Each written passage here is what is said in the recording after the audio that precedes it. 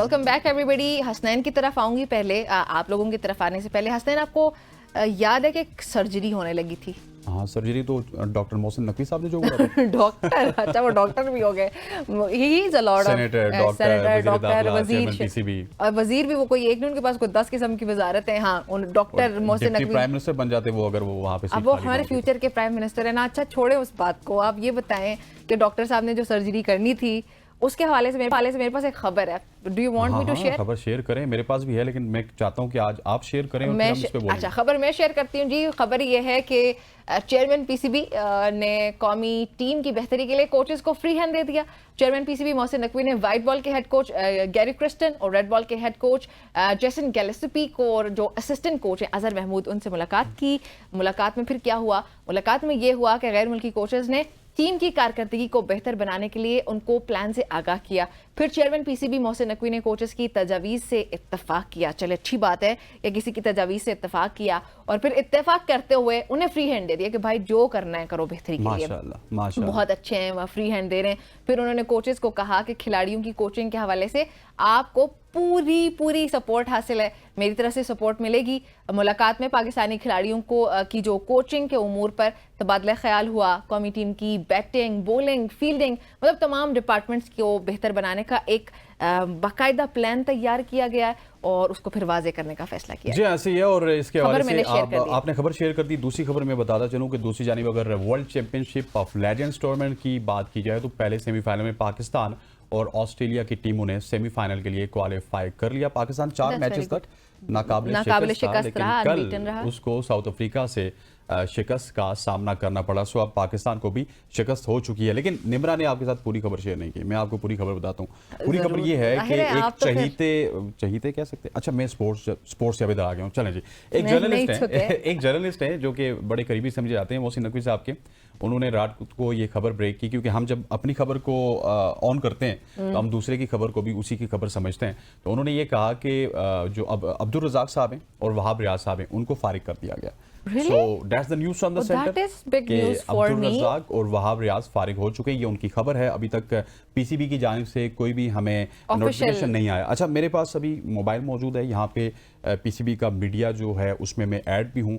हर छोटी खबर भी हमारे पास आ जाती है कि मोहसिन नकवी साहब ने आज निमरा के साथ हाथ मिलाया, मोहसिन नकवी साहब ने आज चाय पी है, मोहसिन नकवी साहब ने आज विजिट किया ग्राउंड का, मोहसिन नकवी साहब ने ये कुछ कर दिया। लेकिन मोहसिन नकवी साहब ये वाली खबरें दूसरे लोगों को क्यों देते हैं, ये पूछेंगे निमरा। मैं चाहता हूं कि हमारे सीनियर इदारे की हैसियत रखते हैं ये अपने आप में, और पिछले 35 साल से आपने दुनिया की बड़ी पाकिस्तान की बड़ी स्क्रीन्स, इंडिया की बड़ी स्क्रीन्स और दुनिया में इनको मैचेस कवर करते हुए देखा है। हमारे साथ मौजूद हैं the one and only Naseem Rajput हमारे साथ मौजूद हैं। नसीम भाई, आपको खुशामदीद कहते हैं। Thank you very much for joining us. सबसे पहले तो इस खबर के ऊपर बात करेंगे, इस खबर की सदाकत के ऊपर बात करेंगे कि वहाब रियाज साहब भी फारिग हो चुके हैं और अब्दुल रज़ाक साहब भी फारिग हो चुके हैं। लेकिन अनफॉर्चुनेट यह है कि पीसीबी हमेशा की तरह एक बड़ी खबर उन्होंने अपने चहीतों को ही शेयर की और ग्रुप में शेयर नहीं की। हालांकि जो एडवर्टीजमेंट वाली खबर होती है वो ग्रुप में आ जाती है।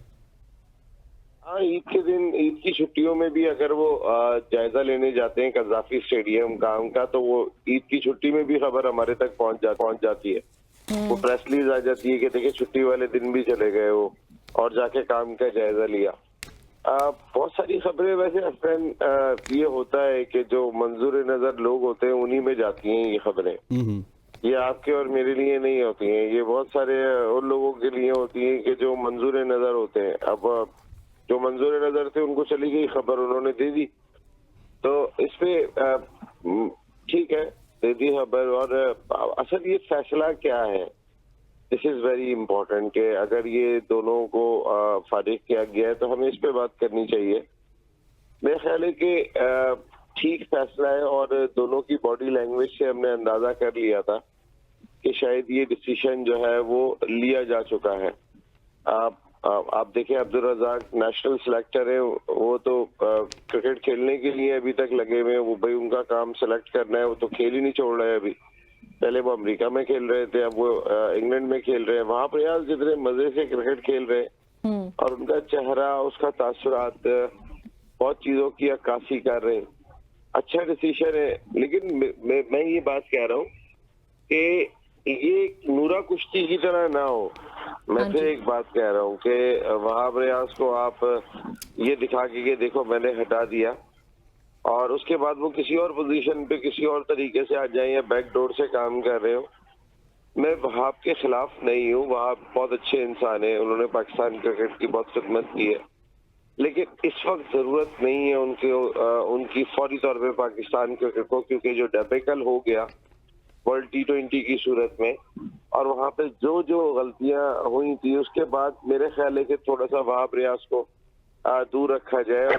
वहाब को एटलीस्ट मैंने पहले भी बात की थी, सीनियर मैनेजर, आप कोई खुदा के वास्ते मैनेजर ही ले आओ, कोई सीनियर मैनेजर के पौधे की जरूरत नहीं है, लेकिन मैनेजर लाओ, कोई तगड़ा मैनेजर लाओ, कोई ऐसा मैनेजर लाओ जो आंखों से थोड़ा सा आंखों से भी काम ले सके इन खिलाड़ियों के साथ और एक प्रॉपर रिपोर्ट कर सके। ये दोस्ती यारियों वाले मैनेजर नहीं चलेंगे यार। आपने वर्ल्ड कप इंडिया में होने वाले वर्ल्ड कप में, एशिया कप में यार वो एक बहुत ही यंग मैनेजर भेज दिए थे आपने।